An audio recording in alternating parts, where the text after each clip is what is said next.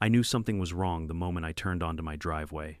My horses were restless, pacing in the corral, and the afternoon sun shone on something that shouldn't have been there, an open stretch of land where my fence used to stand. The entire line of posts was gone. Not broken. Not damaged. Gone. Torn out, stacked like scrap wood, and abandoned like trash on my own property. And stuck in the dirt, fluttering like some twisted victory flag, was a laminated HOA violation notice. The problem, I'm not even part of their HOA. While I was at work, they decided my old, unattractive fence didn't meet their precious aesthetic guidelines, so they rolled in a bulldozer and erased it from the face of the earth. No call, no permission, just arrogance wrapped in laminate. But what they didn't know, what they never even thought to consider, was that hidden beneath my land was something they relied on more than their rules, more than their pride, more than their perfect little view, and they had just given me every reason to use it. Before we dive in, drop your location and local time in the comments, and if you enjoy stories like this, make sure you're subscribed to the channel.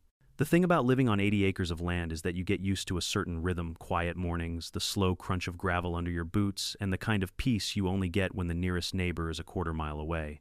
Or at least that used to be the case. Everything changed the day that shiny gated community sprouted up next to my property like a polished weed. Before that, my world was simple. Most mornings I'd sip my coffee out on the porch, watching the fog roll over the pasture as my horses grazed lazily in the distance. Their breath would puff little clouds into the cool dawn air. The world felt steady, honest, raw, in a way that manicured lawns could never replicate.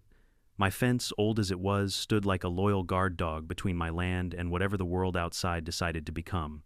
That fence had been there since my dad's time. Weathered cedar posts sunk deep into the soil rails, stained from decades of wind, sun, and the occasional curious horse leaning its head over to nibble the grass on the other side.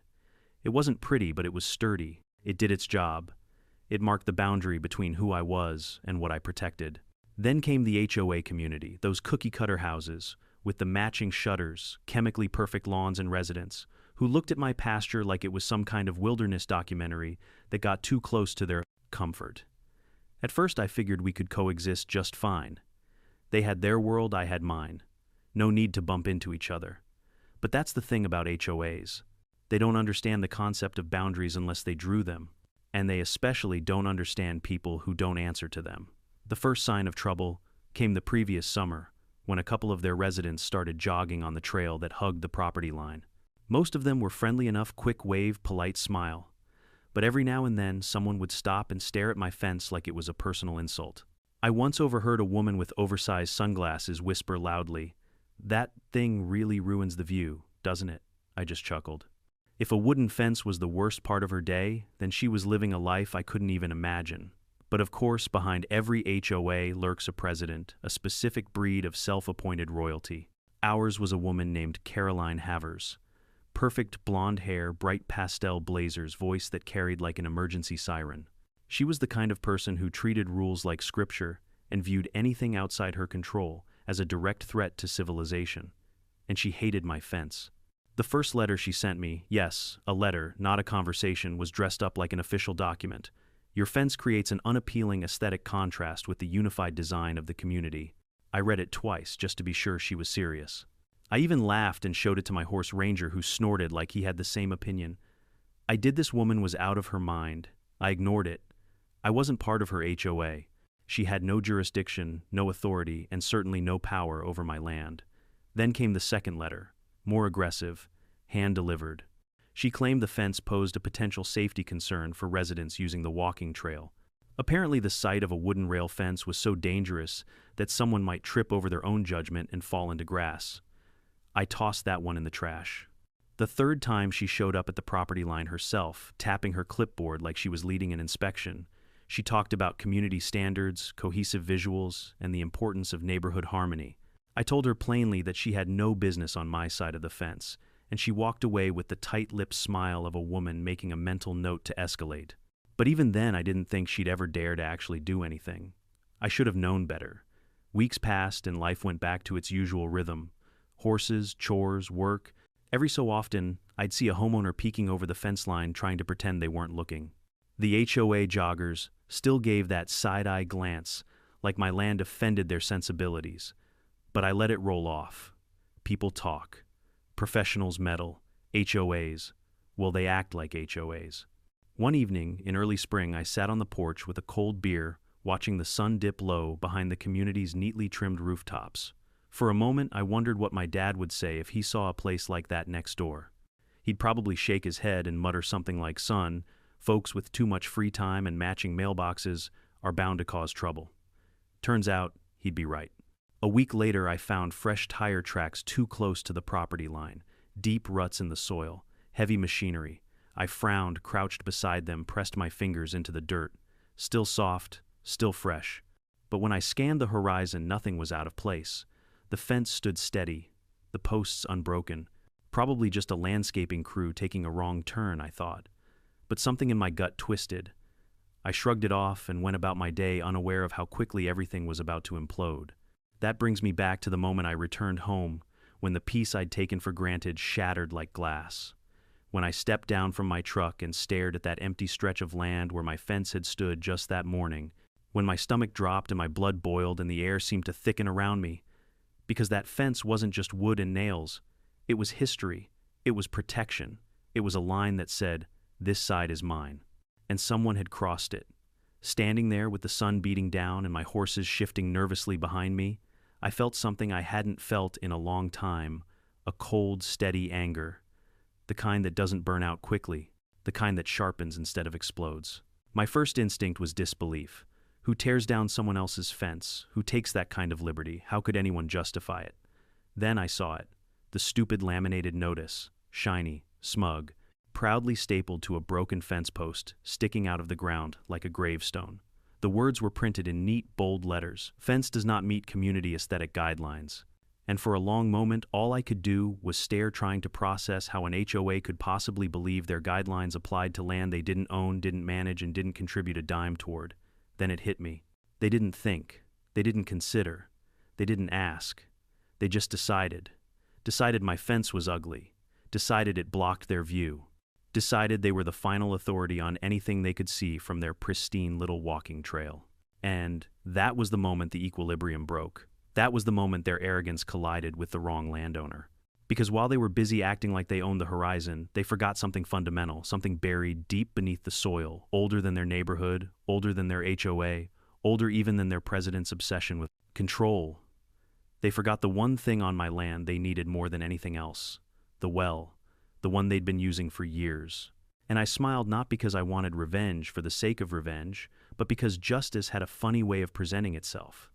They had taken something from me. I was about to take something much bigger from them. I didn't sleep much that night. Not because I was furious, though I was, but because my mind wouldn't stop replaying every smug glance, every passive-aggressive letter, every moment the HOA pretended my land was part of their suburban kingdom. I lay awake listening to the soft nickers of my horses outside, the hum of crickets in the fields, and beneath it all the steady churn of resentment settling into something far more dangerous: resolve. Around dawn, I stepped outside, boots sinking slightly into dew-covered grass. The air was cool, the kind of crisp morning that usually calmed me. But today, it only sharpened my focus. I walked the length of the missing fence again, this time slower, studying every torn post hole, every gouge in the soil from their machinery. They didn't just remove my fence, they violated my land. And in the quiet of that early morning, I realized something important. HOAs like that one didn't understand reason or respect. They only understood consequences. I headed toward the corral to feed the horses. Ranger, my most spoiled gelding, greeted me with a soft snort, nudging my arm, as if asking why I looked so tense. I stroked his neck and whispered, "Don't worry, boy, I've got a plan." He flicked an ear like he approved. Animals are funny like that. They always seem to know when something is brewing. While the horses munched their hay, I replayed my interactions with the HOA president, every warning sign I chose to ignore. Her clipped tone, her polished fake smile, her insistence on community standards and visual harmony. I'd always assumed she was just another bored suburban tyrant desperate to feel important. Turns out boredom and entitlement were a dangerous combination. Around 8 o'clock, I grabbed my keys and followed the tire tracks I had seen the day before. They cut through my pasture, slicing across the dirt like scars. Whoever drove through didn't even attempt to avoid my land. They went straight through it as if it belonged to them. I followed the tracks out to the main road, then down a mile or so to an industrial yard, a contractor's staging area filled with skid steers, dump trailers, and crews in neon vests. I didn't see the bulldozer from last night, but the tracks were the same width, same tread, same depth. I pulled into the lot and got out. A big guy with a sunburned neck and reflective glasses was leaning over the hood of a pickup filling out paperwork. I approached him calmly. "Morning," I said. He glanced up. "Help you?" "Yeah," I said, crossing my arms. "I'm the owner of the 80 acres next to Willow Creek Estates. You or your crew tear down a fence yesterday." His eyebrows lifted just slightly, the way someone's do when they realize they're in trouble, but try to play it off. "Depends who's asking." "I just told you who's asking." A few workers nearby paused to watch. He shifted his stance, straightened up, and sighed like this was a mild inconvenience.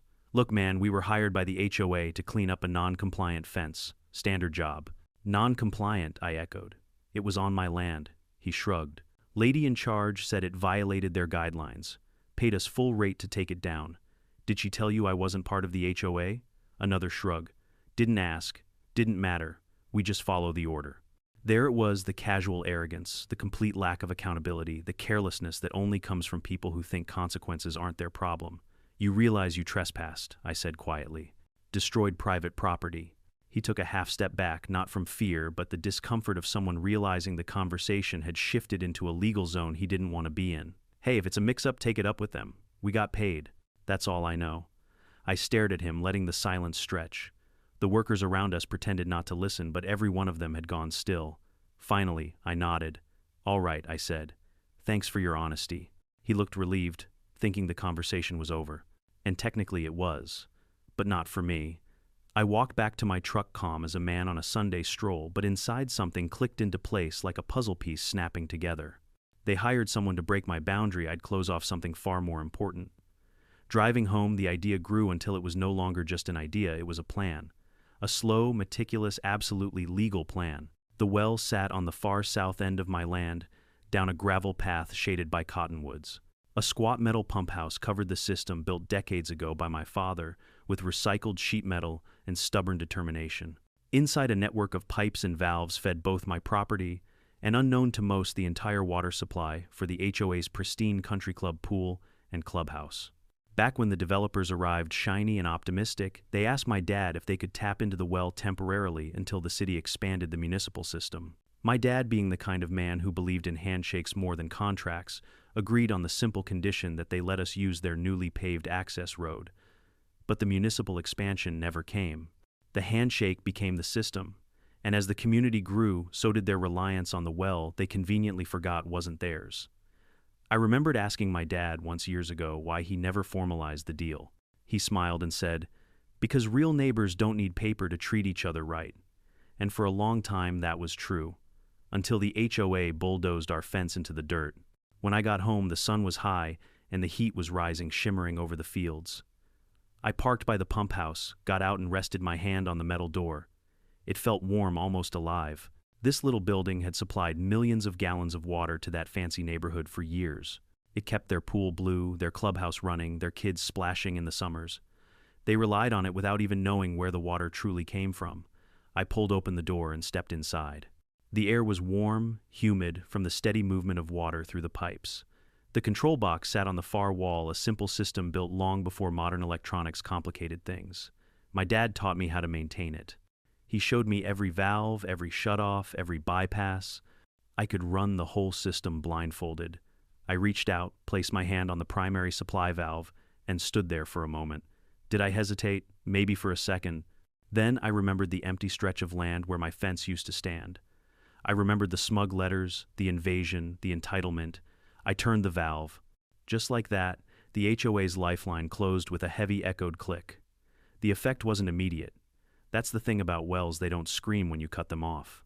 They just stop giving, slowly, quietly, like a patient animal conserving energy. By the time I walked out of the pump house and headed back across the pasture, I felt something I hadn't felt since this whole mess started control. And while I went on with my chores, feeding the horses and fixing a loose hinge on the barn door, the HOA's world was beginning to tilt. 2 hours later, their pool filters shut down. By sundown, the water started turning cloudy. And as the sky burned orange over both my land and their cookie-cutter houses, I leaned on my porch railing and watched the distant shimmer of their once-perfect swimming pool flicker strangely under the setting sun.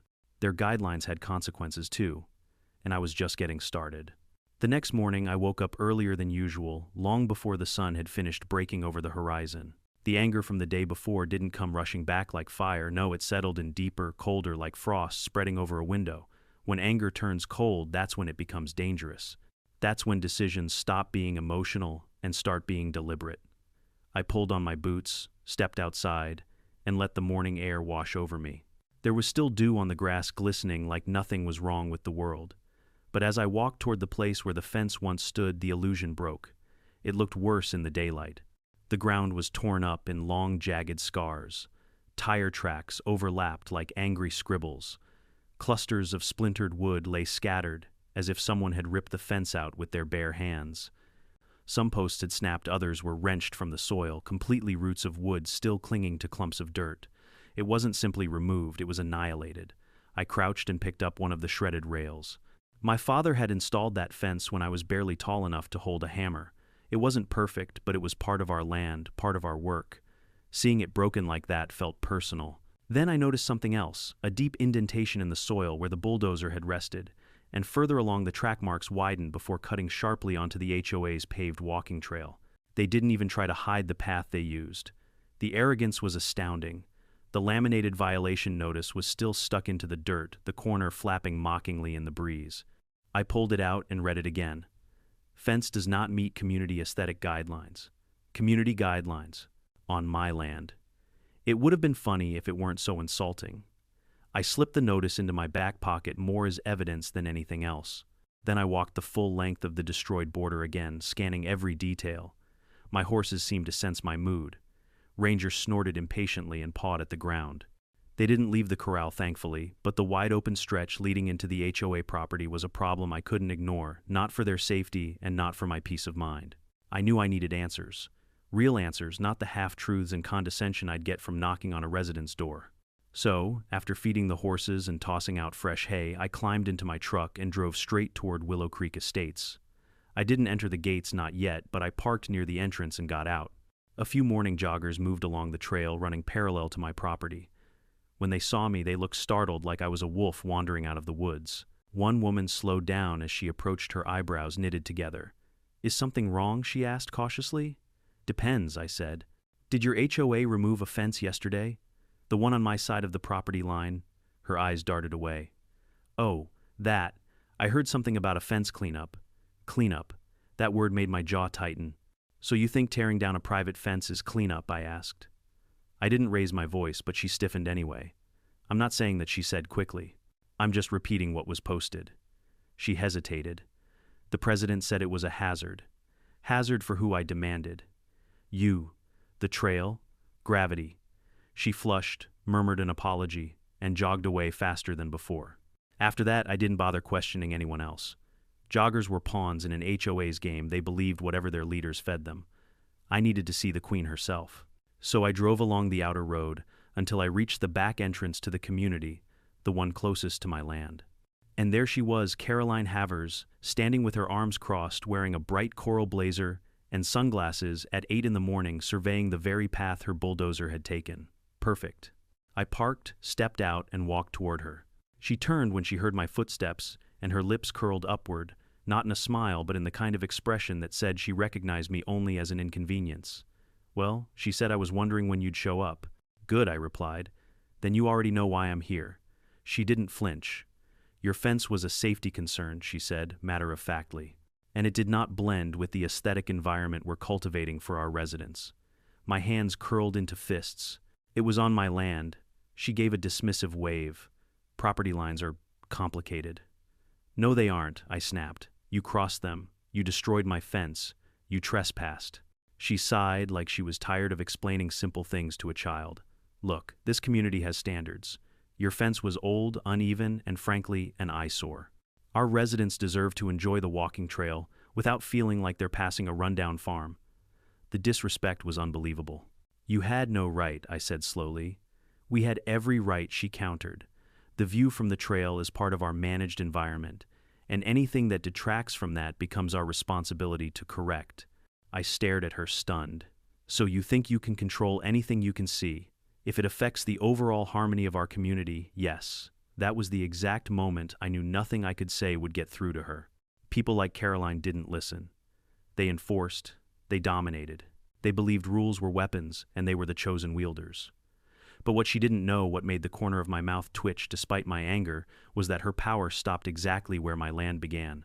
She turned away, already done with the conversation. "If you'd like to file a dispute," she said coolly, "you can submit a request to the board, but the fence will not be coming back." She walked off, heels clicking, leaving me standing in the dust like some footnote she'd already dismissed. But while she walked away, I wasn't angry anymore. I was calm, too calm, because her words sealed her fate. She thought the fence was the only thing she'd touched. She had no idea she'd hit something much deeper. I drove back home slowly, the plan forming in my mind with every passing minute. I didn't need to yell. I didn't need to sue. I didn't need to fight in the ways she understood. I simply needed to touch one valve. As I pulled back into my driveway, the pump house glinted in the sunlight, a small metal building with decades of history and the power to bring an entire HOA to its knees. I wasn't done inspecting the damage yet, though. Before I went to the well, I took another slow walk along the ruined stretch of earth. I wanted to burn the destruction into my memory to remind myself exactly why I was about to do what needed to be done. Ranger wandered over and pressed his head against my shoulder. I scratched behind his ear and whispered, "They asked for this." Then I pulled the laminated violation notice out of my pocket, looked at it one last time, and let the wind take it. The plastic sheet tumbled through the air, catching sunlight as it spun. I didn't need a reminder. The missing fence was reminder enough. And somewhere in that perfect little neighborhood, a crystal blue pool was about to learn that consequences flowed both ways.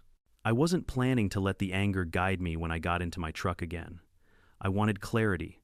I wanted answers. Most of all, I wanted the truth straight from the people who thought they could bulldoze my boundaries and walk away untouched. And after talking to Caroline, I knew exactly where I had to go next, back to the contractor's yard. Not because I wanted to confront them again, no, that part was done, but because I wanted to study their equipment, their habits, the depth of their tracks. When someone trespasses, destroying your land, leaving their mechanical fingerprints all over your soil, you learn a lot by retracing their steps. Not just to confirm what you already know, but to understand what they believed they had permission to do. I pulled into the contractor's yard mid-morning. This time the place was busier, forklifts humming, men hauling tools, the clang of metal against concrete. The same foreman I'd spoken to earlier spotted me walking toward him and straightened up nervously. "You again?" he asked, rubbing the back of his neck. "Relax," I said. "I'm not here to fight." He didn't look entirely convinced, but he nodded slowly. "Look, if you're thinking about charging us, you got to go through the HOA. They hired us. That's how it works. That wasn't why I was here, but I let him talk." He walked me toward the bulldozer they'd used. A mid-size yellow machine parked in the corner of the yard, still caked with dried mud that looked suspiciously like the rich, dark earth from my land. I brushed my fingers over it, confirming the texture, the smell. "You guys really didn't know that fence was on private property?" I asked quietly. The foreman hesitated, shifting from one boot to the other. "Look, job orders come from the top. We get a map, a description, a list of tasks. HOA president said the fence was non-compliant and needed removing. We didn't ask questions. You didn't think to check the property line. Not our job," he muttered. "We trust the client." I studied him, and for a moment I almost felt a sliver of sympathy. Almost. He was a hired hand, a hammer swung by someone else. But even a hammer should know when it's being used to break something that isn't theirs. "Next time someone tells you to destroy a fence," I said, "you might want to make sure it's theirs to destroy." He looked down, the weight of the words settling in. "Yeah, guess we messed up this one." "You did," I said. "But don't worry. I'm taking it up with the right people." He exhaled in relief, but he had no idea what taking it up meant in my world. After leaving the yard, I drove home slower than usual, letting the wheels roll over miles of empty road while my thoughts turned sharper. Everything pointed in one direction. Caroline wasn't just acting on a whim, she was acting with irrational confidence. She truly believed anything visible from her precious walking path was hers to govern, and that confidence meant she would never see the next move coming. When I got home, I didn't head straight to the pump house. Instead, I walked the length of the ruined boundary again, this time paying close attention to small details. Rocks displaced, grass-crushed soil, compacted unevenly depending on the machine's turning angle. Every sign, every marking, screamed the same thing. They had zero hesitation tearing through my property. Zero doubt, zero remorse. The kind of people who operate like that are the same kind who panic when the consequences hit them from angles they can't control. And that's exactly what I intended. I grabbed a shovel and started lifting the splintered remains of the fence, stacking each broken rail and post into a neat pile. Not because I planned to reuse them, they were far too damaged, but because order mattered, control mattered, and reclaiming even a small fragment of what was torn from me reminded me that not everything was lost. As I worked, a few HOA residents drifted toward the property line, curiosity pulling them like magnets. They stayed on their side, silent, watching. One man in a tracksuit held his dog's leash so tightly the little terrier cried. Another couple whispered behind their hands, occasionally glancing at me like I was an exhibit at a zoo. Finally, one man cleared his throat and stepped a little closer.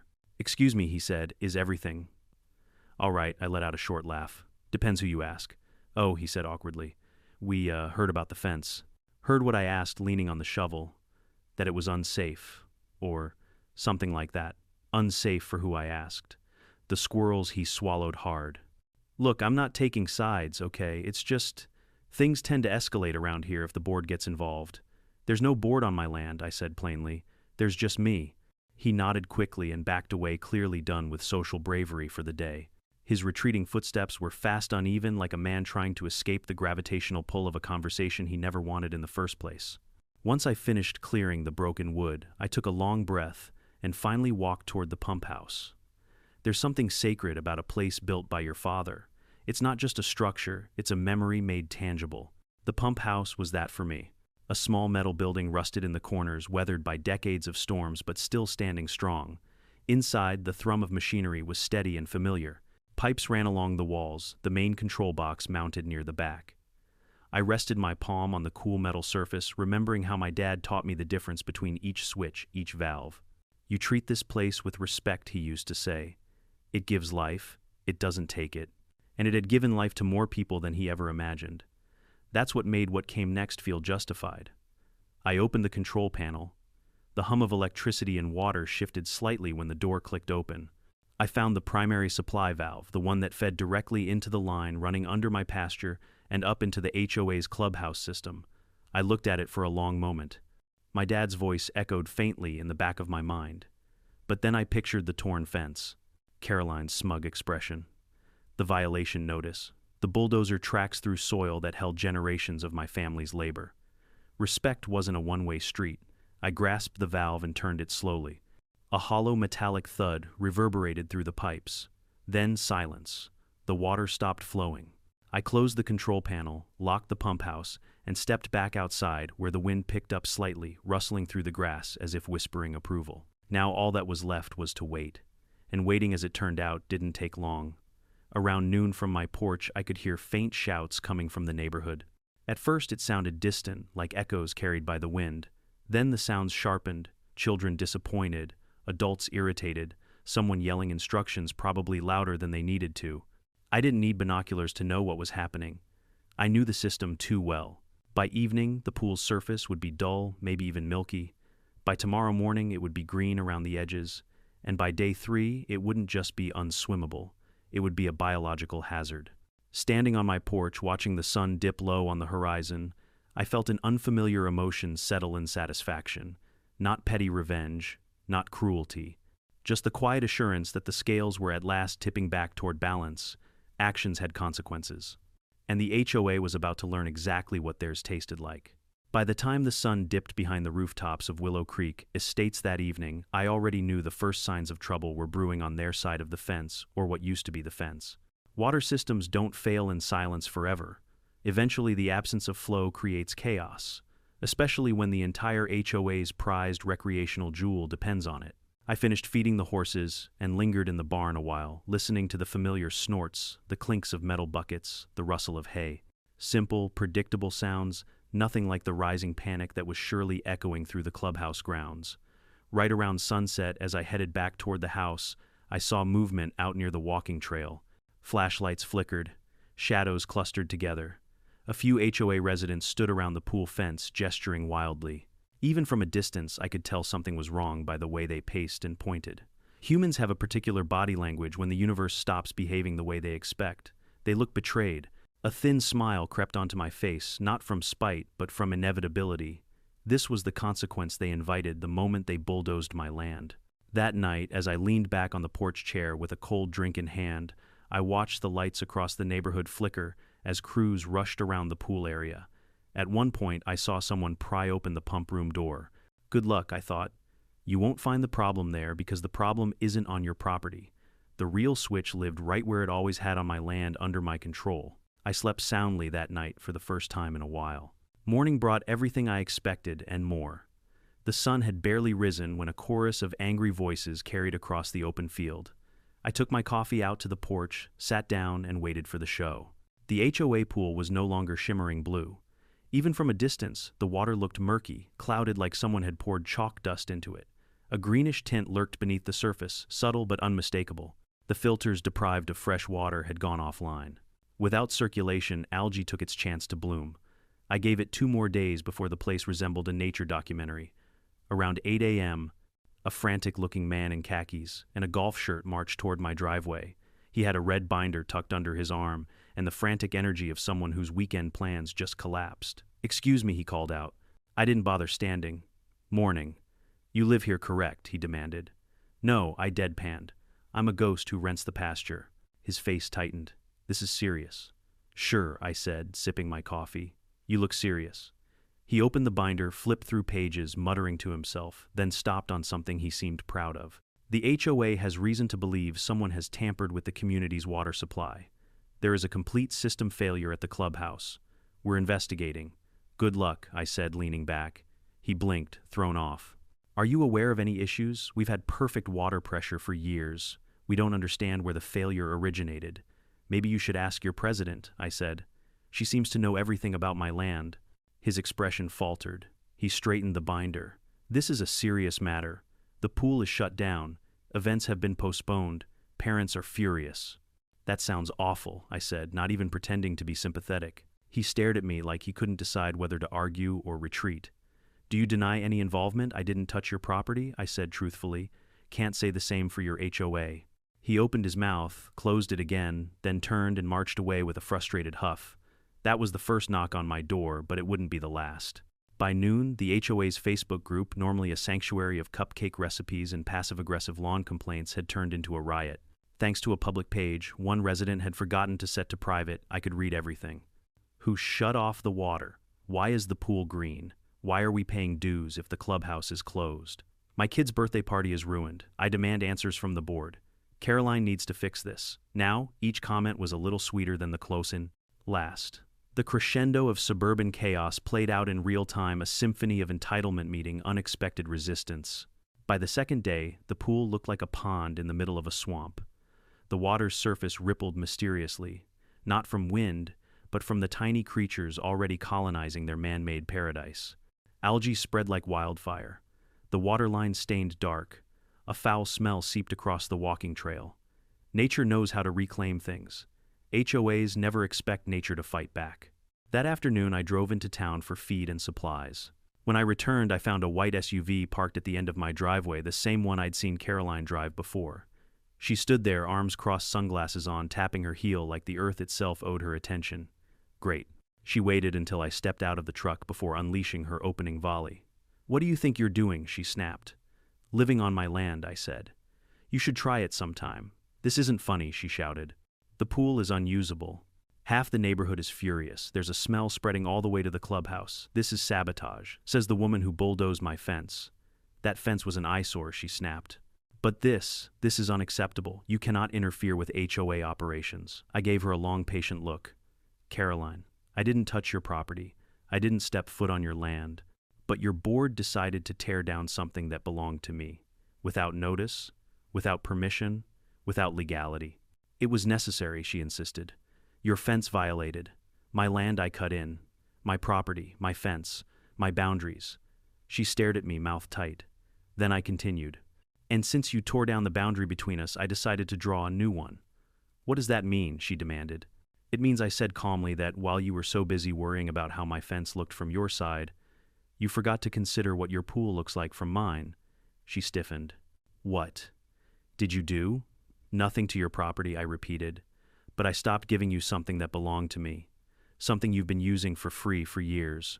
Recognition flickered in her eyes. The well. She knew. And the moment she knew, so did the entire HOA board, because by evening I had 5 more cars parked at the end of my driveway, 3 board members, the clubhouse manager, and some guy holding a folder like a shield. They weren't angry this time. They were desperate. "We need the water back on," one of the board members said with a forced, trembling politeness. Immediately, their tone wasn't the tone of people giving orders anymore. It was the tone of people who finally understood they weren't in charge. I stepped outside, slowly, arms crossed, and listened to them plead. The clubhouse manager rubbed his forehead. "The filtration system is fried. We can't circulate or refill the pool. It's turning into a swamp." "It already is," another whispered. "We can compensate you for the inconvenience," one board member added. "Inconvenience," I repeated. "Your bulldozer plowed through my land and tore down something my father built."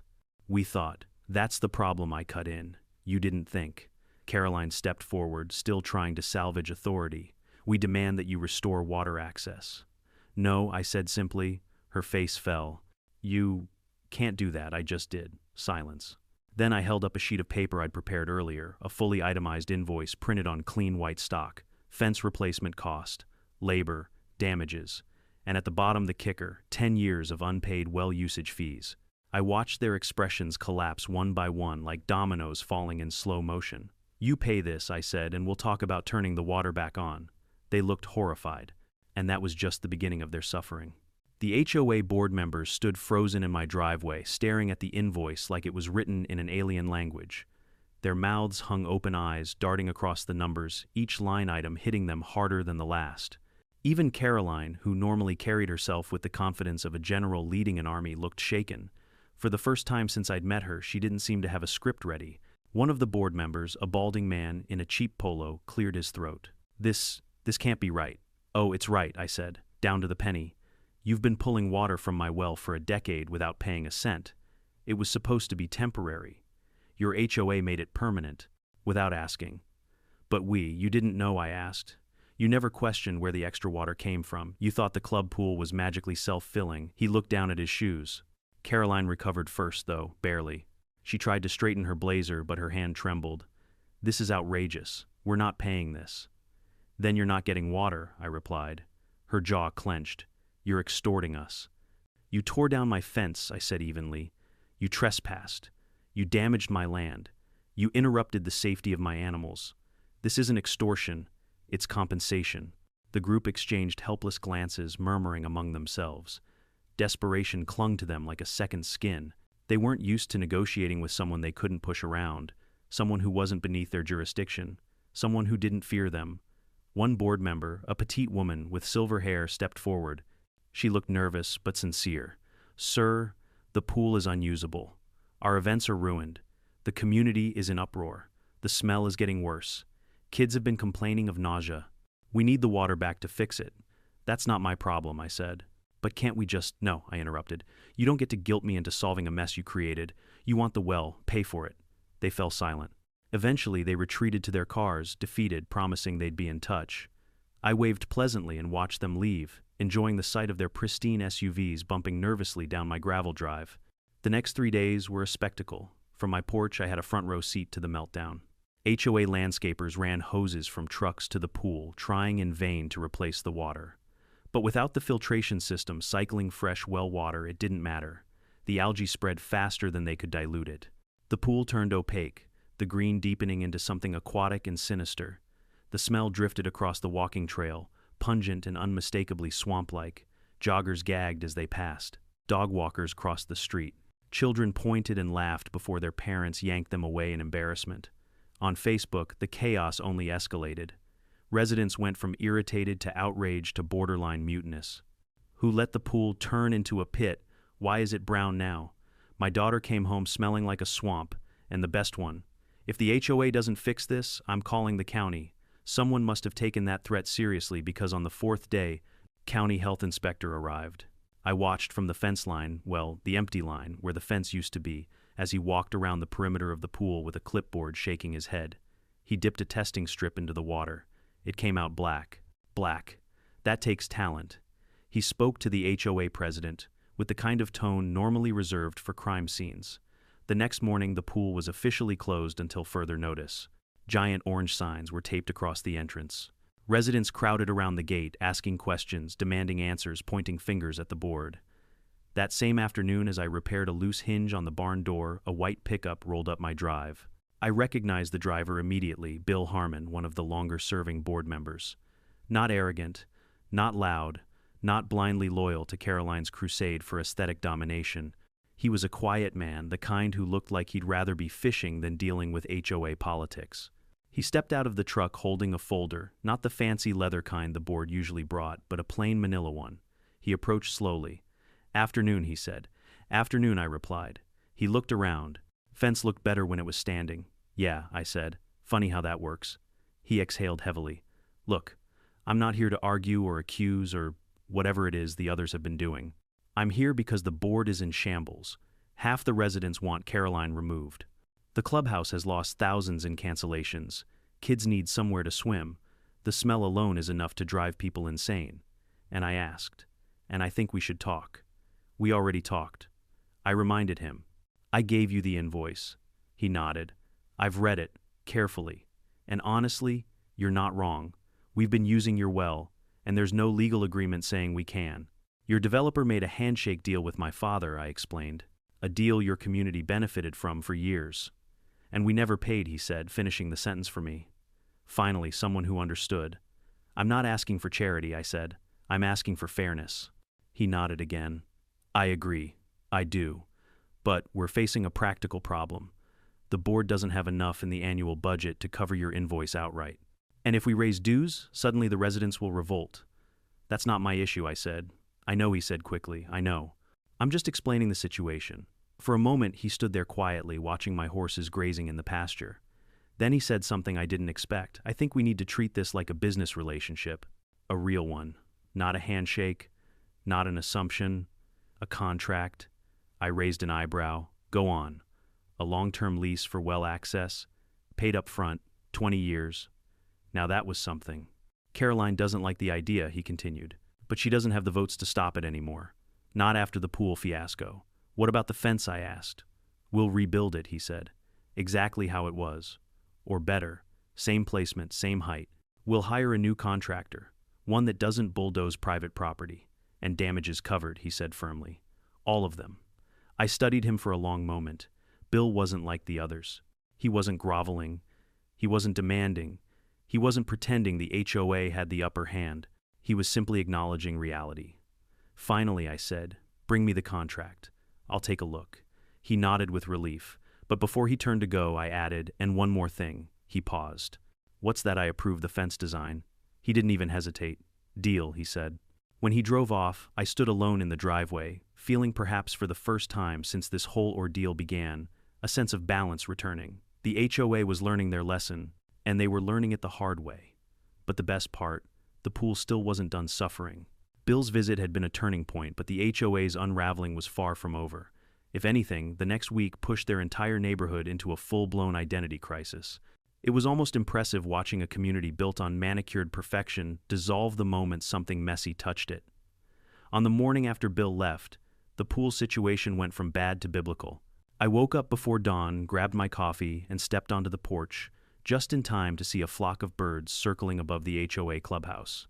At first I assumed they were scavenging for leftover picnic scraps or hunting insects. But as the light lifted and things came into focus, I realized the truth. They weren't circling above the clubhouse. They were circling above the pool. Buzzards. Nothing says your HOA has catastrophically failed, quite like buzzards taking an interest in your swimming area. I chuckled softly, shaking my head. They wanted aesthetic perfection so badly that they bulldozed something that stood on my land for decades. Now they had a swamp in the middle of their neighborhood. A living, breathing, bubbling reminder that nature didn't give a damn about HOA regulations. A little later, as the sun climbed, I saw a group of residents gathered around the pool fence. From where I stood, I could hear shouts, someone gagging, someone else yelling they should call animal control. Then I heard something I'll never forget. "What is that?" the answer. A turtle. Yes, a turtle had wandered its way into their murky green disaster and was happily paddling around like he owned the place. The community Facebook page later referred to him as the intruder. People debated whether he carried diseases, whether he was aggressive, whether the HOA would charge a fee for removing him. Meanwhile, the turtle was just vibing. You'd think this moment would humble them, but no. The HOA doubled down. Around noon, 2 giant water trucks rolled into the community, the kind you see refilling reservoirs or assisting fire departments. They parked right outside the clubhouse, one backing up dangerously close to a flowerbed Caroline herself had bragged about designing. I leaned against my porch railing and watched the circus unfold. Workers unfurled hoses thicker than my arm and began pumping thousands of gallons of water into the pool. I knew exactly how this would go. It had happened before years ago when a pipe malfunctioned. You can fill a pool all you want, but without active filtration and chlorination, you're basically just feeding algae a buffet. Sure enough, within hours, the newly added water became cloudy, mixing with the swamp beneath it.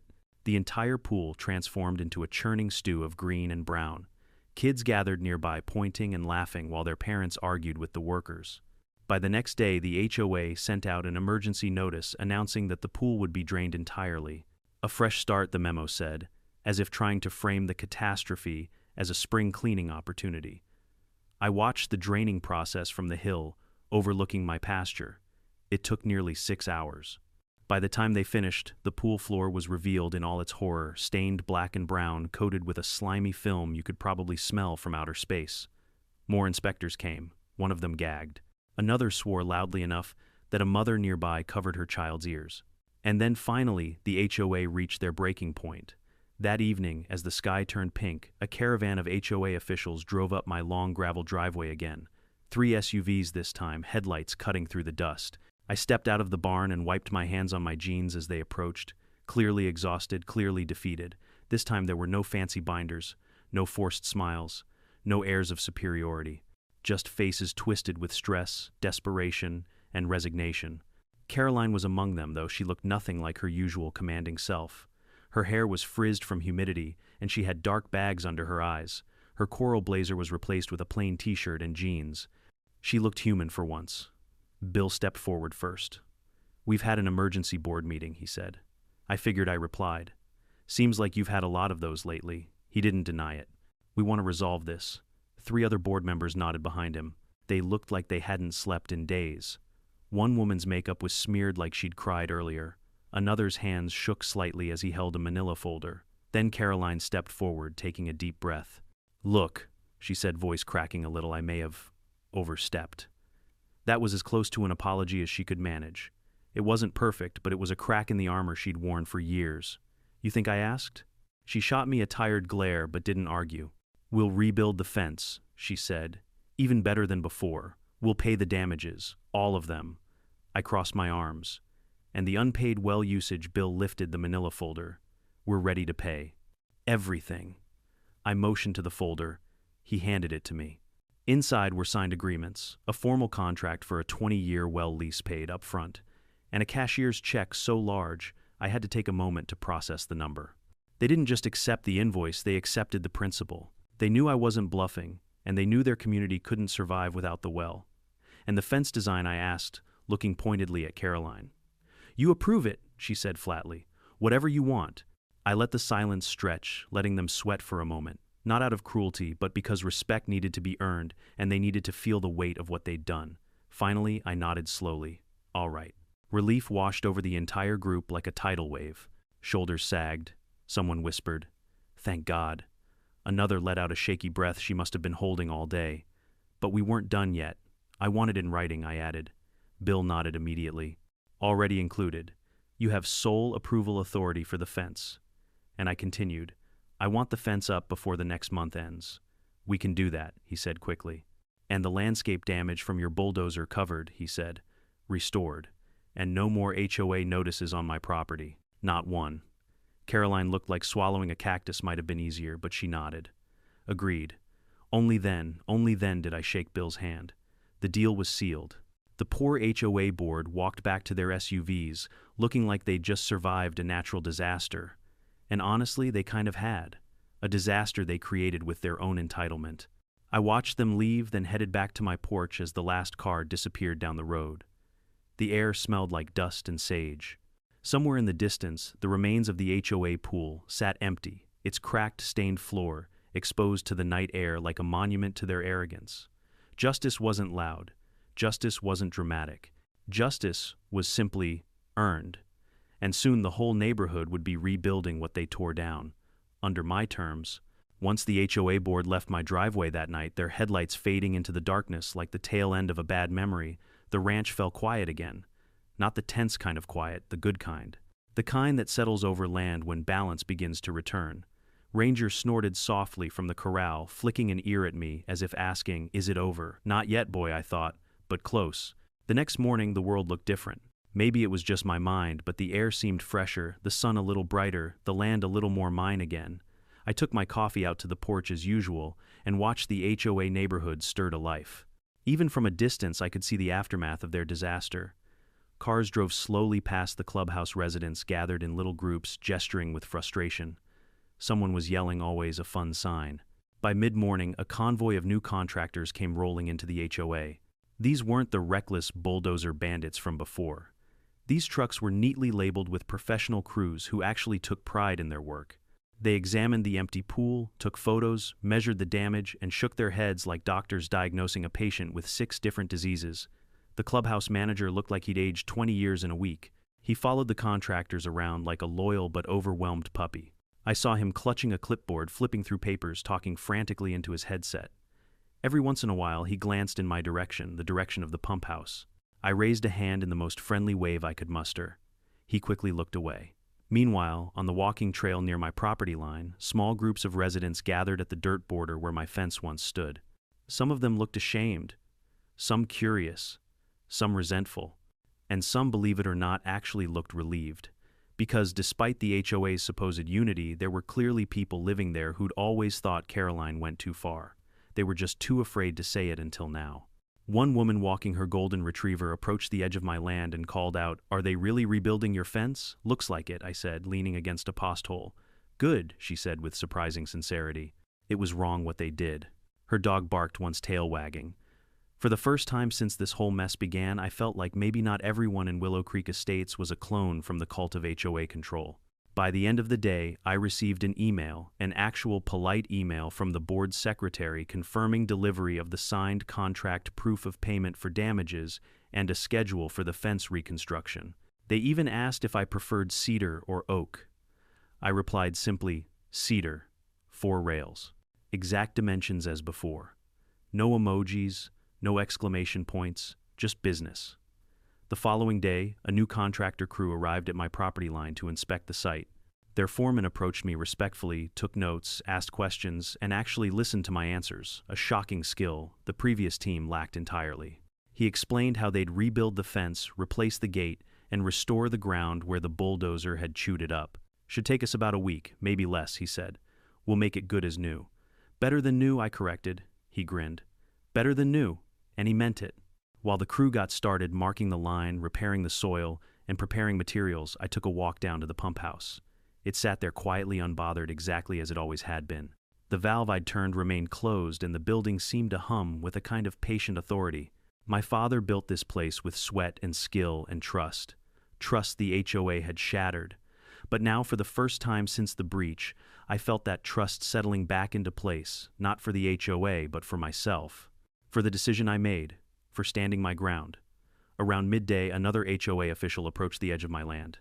Not Caroline, not Bill, someone new. A younger man, neat hair, expensive shoes, holding a thick binder. He stopped at the property line and called out, "Sir, I'm the new acting president of Willow Creek Estates." I almost laughed. That was fast. What happened to the old one, I asked, even though I already had a good idea. "She stepped down," he said delicately. "Effective immediately. The residents voted last night." "Ah, yes. The ancient HOA ritual of sacrificing the queen to appease the suburban gods." He cleared his throat. "I just wanted to personally assure you that we intend to reset our relationship with you. There will be no further incidents." "Good," I said. "And thank you," he added, voice dropping more sincerely. "I know you didn't have to negotiate. You could have taken this to court." "I still could," I reminded him gently. He swallowed. "Yes. But we appreciate that you didn't." He left shortly after, clearly relieved to escape the aura of responsibility he'd inherited. I watched him walk back toward the neighborhood, shoulders tight, with the weight of cleaning up someone else's disaster. With Caroline gone, the HOA shifted drastically. The online bickering calmed, the threats faded, the panic receded. Bit by bit, they returned to functioning like normal humans again, rather than foot soldiers in a crusade for aesthetic domination. On day 3, the contractor crew began installing the new fence posts. I watched each one go into the ground, perfectly aligned, sturdy, straight. The rhythmic thud of each post driver felt like a heartbeat returning to the land. My land. Ranger stood nearby, flicking his tail approvingly as the rails began to form along the property line once more. As the fence took shape, more residents stopped to watch, offering shy waves or murmured apologies. One kid even shouted, "It looks better now," before his mother dragged him away in embarrassment. By day 5, the entire fence stood proudly again, clean, strong, beautiful, exactly the way I wanted it. The gate was new too, heavy-duty metal with a smooth hinge that swung like butter. The crew even reseeded the areas the bulldozer had torn apart, covering them with hay to protect from wind. When they finished, the foreman walked over. "Well," he said, "what do you think? I gave the fence a solid shake? It didn't budge?" "Looks good," I said.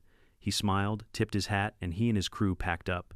As they drove away, I stood there for a moment alone, with the new fence and the restored boundary. For the first time since this whole thing began, I felt settled. The HOA had paid. The fence was rebuilt. The contract was signed. The well was now under a formal lease that benefited me more than the handshake agreement ever did. And best of all, respect had been restored. Yet the image of their swamp pool, empty, cracked, stained, remained burned into my memory. A reminder that arrogance always comes at a price. And sometimes that price is paid in green sludge and buzzards circling overhead. That night, I sat on my porch with a drink in my hand and watched the moon rise over the restored fence line. My land was whole again. My animals were safe. My peace was back. And the HOA. They were finally learning to stay in their lane. Balance at long last had returned. Even after the fence was rebuilt and the contract was signed, the HOA's chaos didn't vanish overnight. Wounds that deep don't close just because the paperwork says they should. The neighborhood still buzzed, with tension whispers on the walking trail, side-eye glances toward the clubhouse, complaints about dues, rumors about who voted to oust Caroline. It was like watching an anthill scramble after someone kicked it. Everyone ran in frantic circles trying to pretend nothing was wrong. But something had changed, and they all felt it. The arrogance was gone. The entitlement was gone. Even the joggers, those who once glared at my ugly fence, ran quietly, now offering small nods or tight smiles. A few even looked grateful to see the fence standing again, as if it reminded them of a time before their HOA turned their lives into a swamp-scented fiasco. No one dared to step onto my land. No one dared to leave a notice. And absolutely no one dared to mention aesthetic guidelines within 50 feet of me. The balance of power had been corrected. A week after the fence was completed, I noticed a few strange occurrences. The HOA landscapers, new ones, not the sloppy crew from before, were working overtime. They trimmed hedges, replanted flower beds, pressure-washed sidewalks. It was almost comical how hard they tried to restore the community's image. They could scrub the concrete all they wanted, but no amount of pressure washing could erase the memory of the pool debacle. Speaking of which, the pool reconstruction had begun. For 2 solid days, jackhammers echoed across the fields as workers tore out the stained concrete. Dump trucks carried away load after load of broken tile and sludge-soaked plaster. At one point, I swear I saw a worker pinch his nose with one hand while jackhammering with the other. When the pool was finally empty and gutted, it looked like a sunken crater, ugly raw, a scar on the neighborhood's perfect face. The board tried to pass it off as a major renovation to improve resident experience, but no one bought the spin. Residents remembered the smell, the bugs, the turtle, especially the turtle. One evening, as I drove past the clubhouse on my way into town, I saw a group of teenagers laughing as they took selfies in front of the construction site. One held a cardboard cutout shaped like a turtle. Below it, someone had written, "In memory of the real hero." I couldn't help but laugh out loud. By now, the HOA had fully accepted their losses and moved into the apology and repair phase. Bill came by once a week to give updates, usually leaning awkwardly against his truck as he spoke. "We're voting on new board guidelines," he said one day. "No unilateral decisions, no authority over non-member properties, and no destruction of anything without a full board review." Imagine that common sense finally discovered like a lost treasure. Another time, he said, "Some residents want to install a community garden. Something low maintenance. Something that reminds everyone to respect the land." I raised an eyebrow. "Respecting land is a good start," he chuckled. "Yeah, we're slow learners, but we get there eventually." With Caroline gone, the HOA became almost tolerable. Not perfect. HOAs never are. But at least they stopped acting like colonial governors. They stayed on their side, I stayed on mine, and peace like a shy animal began to creep back between us. Still, one more loose end needed tying. The contract, though signed, required activation. The water valve remained closed until the first payment cleared, until the lawyers confirmed the lease was enforceable, until everything was sealed airtight. I refused to let the HOA wiggle out of anything. Finally, on a warm Thursday morning, the confirmation email arrived, deposit received. Lease terms active, payment complete. I stared at the screen for a long moment, letting the reality sink in. 20 years of guaranteed income, 20 years of legal protection for my property, 20 years of peace enforced by contract, not trust. I closed the laptop and walked down the gravel path toward the pump house. My boots kicked up dust that glimmered in the sunlight. Ranger trailed behind me for a bit before wandering off to find something more interesting to chew on. When I reached the pump house, I paused with my hand on the door handle. For a moment, I remembered what my father told me decades ago. This well connects us to our neighbors. It gives them life. Just make sure they respect the hand that gives. They hadn't respected it. But now, after everything they finally would, I opened the panel, took a slow breath, and turned the valve back on. The metal clicked, the pipes shuddered, and water surged through the system with a satisfying hum. It felt like flipping the switch on a storm. Power restored, balance restored, life flowing again. Years of free usage replaced by a paid contract. Years of entitlement replaced by earned humility. Years of arrogance replaced by a fence rebuilt stronger than before. The next morning, the HOA posted an announcement. The clubhouse pool will reopen soon. Thank you for your patience. No mention of the fiasco, no admission of the disaster. But that was fine. They knew, the residents knew, I knew. That same afternoon, as I repaired a latch on the barn door, a mother and her daughter walked along the trail. The little girl waved at me shyly. Thank you for fixing the fence, she called out. I turned surprised. You like it? It looks pretty now, she shouted. Pretty. Not compliant. Not aesthetic approved. Not regulated. Just pretty. Innocently honest. Her mother added. We're all glad things are calmer now. It's been a month. She didn't say chaos, but her eyes did. I tipped my hat and went back to my work, feeling something warm settle in my chest. Later that evening, I sat in my porch chair with a glass of sweet tea and watched the newest pool crew finish installing fresh blue tiles. The smell of the swamp was gone. The turtle had disappeared back into whatever wild place it came from. And Caroline, rumor had it, she'd moved to another state, somewhere with stricter HOAs. The peace that returned wasn't just quiet, it was earned silence. The kind that comes after a storm finally gives back the sky. And as I watched the sun set behind the rebuilt fence, the hum of the pump house blending with the rustle of the tall grass, I knew one thing with absolute certainty. Sometimes the only way to teach people the value of boundaries is to let them watch their own collapse first. When people talk about property disputes, they rarely talk about the emotional toll, the feeling of being violated, of watching something you built with your own hands get torn apart by people who don't respect it. But here's the truth, boundaries matter. Not just fences, not just lines on a map, but the principle behind them. Standing up for your boundaries doesn't make you aggressive, it makes you responsible. This story isn't really about a fence or a pool. It's about respecting what belongs to others and speaking up when someone refuses to. In life, you will always meet people who think they deserve control simply because they want it. But you teach them how to treat you by how firmly you protect what's yours. If you've ever dealt with an HOA, a difficult neighbor, or anyone who tried to bulldoze over your rights, drop a comment below. And if you want more stories like this, make sure you hit subscribe. You won't want to miss what comes next.